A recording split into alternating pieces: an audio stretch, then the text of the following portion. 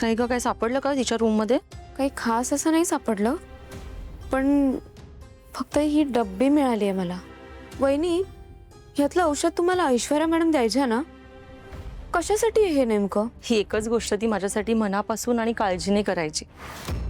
मला बाळ व्हावं म्हणून एका खास वैद्यांकडनं आणलं होतं तिने हे औषध. पण वहिनी, जोपर्यंत तुम्ही हे औषध घेत होतात तोपर्यंत तुम्हाला दिवस नाही केले, आणि जेव्हा हे औषध घ्यायचं बंद केलं तेव्हा तुम्हाला दिवस गेले, असं मला राजकुमार सर ठामपणे म्हणत होते. असं काही नाहीये, तेव्हा नशिबातच नव्हतं माझ्या.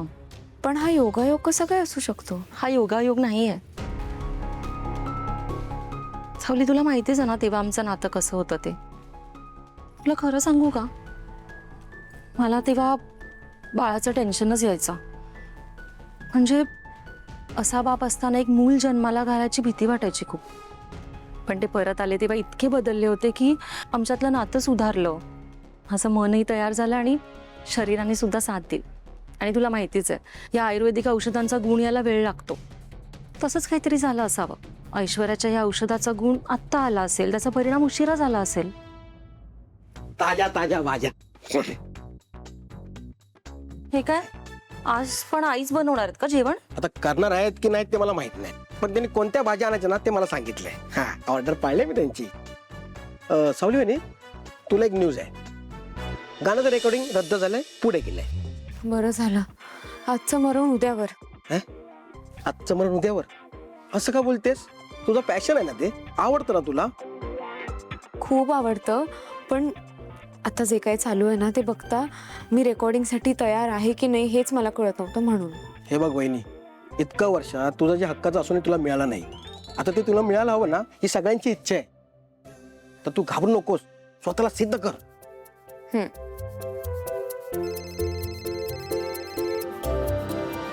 हॅलो, लगेच येते. काय ग, कुठे चाललीस? एक काम आहे वहिनी, मी तासाभरात जाऊन येते. बरं.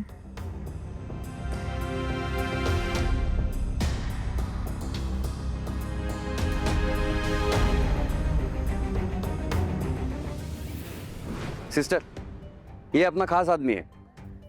तू बोलली होतीस ना ते काहीतरी लॅबचं, हे लॅबमध्येच काम करतात. काय करायचं काय? एक मिनिट.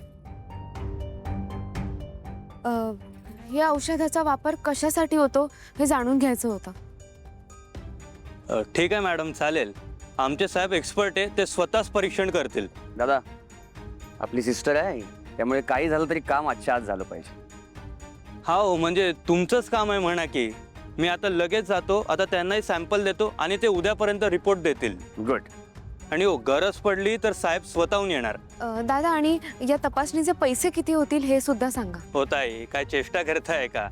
मी देवाच्या कामाचे पैसे घेत नाही. चला, मी येतो. आणि हो, काम झालं की कळवतो. थँक्यू. देवा भाऊ, ऐश्वर्या मॅडम बद्दल काही समजलं का? कुठे आहेत ते सध्या? अगं, त्या सापडल्या होत्या, पण पुन्हा आम्हाला चकवा देऊन अचानक गायब झाल्या. पण त्यांनी पाठवलेले गुंड ते तुमच्या ताब्यात आहेत ना, मग त्यांनी कबुली जबाब दिलाच असेल की. हा, पर कुछ फायदा नाही रे. ही ऐश्वर्या मेहेंदळे जोपर्यंत सापडत नाही ना, तोवर आपण काहीच सिद्ध करू शकत नाही. मला नाही वाटत त्या स्वतःहून घरी येतील. डोंट वरी सिस्टर, हा देवा ऐश्वर्याला पाताळातून सुद्धा शोधून काढेल. एक दिवस दिला तुम्हाला विचार करायला, झाला तुमचा विचार? देताय कबुली जबाब? नाही, फसला आहे तुमचा प्लॅन. मला माहिती आहे तुम्ही माझं काहीही करू शकत नाही.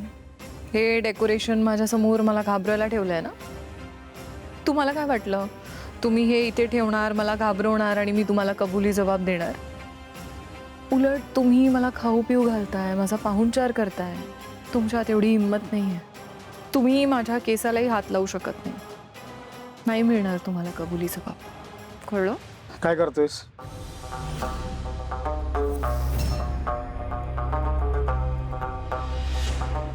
बोट कापतोयस? अरे नको, नका काय, टप्प्या टप्प्यानं जाऊ. उगाच मोठी उडी नको, नाही का? हे काय चाललंय? नका काढतोयस? पायाची काढतोयस? नाही, हातापासून सुरुवात कर. हाताची नका काढ पहिले.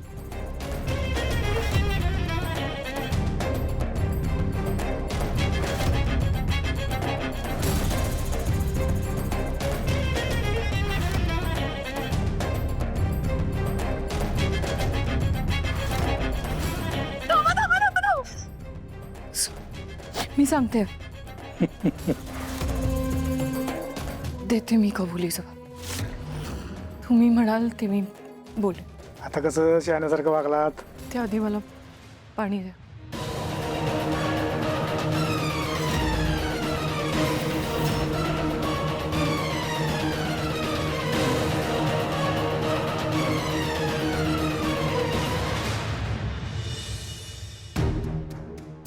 कुठे गेली होतीस तू?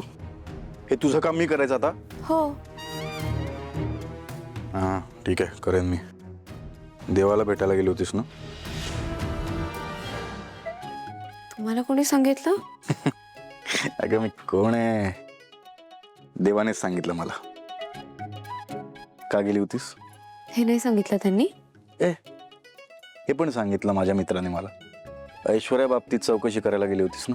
हो, मला एका गोष्टीची तपासणी करून घ्यायची होती. वेळ आल्यावर सांगेन तुम्हाला. वेळ आल्यावर सांगशील म्हणजे त्या आधी नाही सांगणार मला? त्याआधी जाणून घ्यायची असेल ती गोष्ट तर तुमच्या खास मित्राला विचारा. मोठी. बरं ते सगळं जाऊ द्या. मी तुमच्याकडे एक महत्वाची गोष्ट सांगायला आले होते. महत्वाची गोष्ट सांगावीशी वाटते मला. गप्प बसा. हां सॉरी, सिरियस. सोहम भाऊजी आहेत ना, ते खूप काळजीत असतात. तारा मॅडमने या घरात यायचंय. तुम्ही तिलोत्तमा मॅडमशी बोलून बघा ना प्लीज. काय बोलू मी सावली? मागच्या वेळेला बोलायला गेलो होतो तेव्हा तिने काउंटर उत्तर दिलं मला. थांब जरा, थोडे दिवस जाऊ दे. आता बोललो तर उगाच ती ओरडेल माझ्यावर. दुसऱ्या कोणत्या पद्धतीने नाही का बोलू शकत? दुसरी अजून काय पद्धत आहे? हा म्हणजे कुठला दुसरा विषय काढून बोलू शकेन मी, पण कुठला विषय काढायचा? तुझ्या रेकॉर्डिंगचा विषय काढू शकतो. चालेल. आत्ता जाऊ? हो. देवा वाचव रे मला. मी जर परत नाही आलो तर मला घ्यायला येशील. ठीक आहे.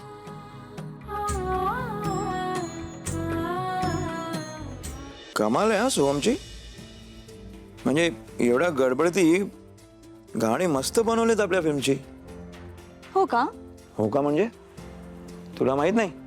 नाही, त्याने मला कुठे ऐकवलीत गाणी. अगं ह्या सगळ्या गडबडीत राहून गेलं असेल आणि रेकॉर्डिंग वगैरे झालं नाही गाण्यांचं. एक ट्रॅक त्यांनी ऐकवला. अच्छा, ह्या सगळ्या परिस्थितीत त्याला काम करायची इच्छा होती, हेच खूप आहे. मला तर आता कशातच रस नाही उरला.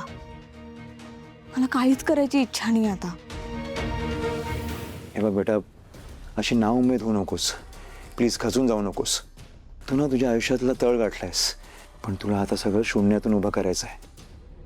त्यासाठी तुला प्रयत्न करावे लागतील. पण माझी खात्री आहे, इथून जर तू उभी राहिलीस ना, मग तुला कोणी थांबवू शकत नाही. आणि माझा विश्वास आहे तुला यात नक्की यश मिळेल.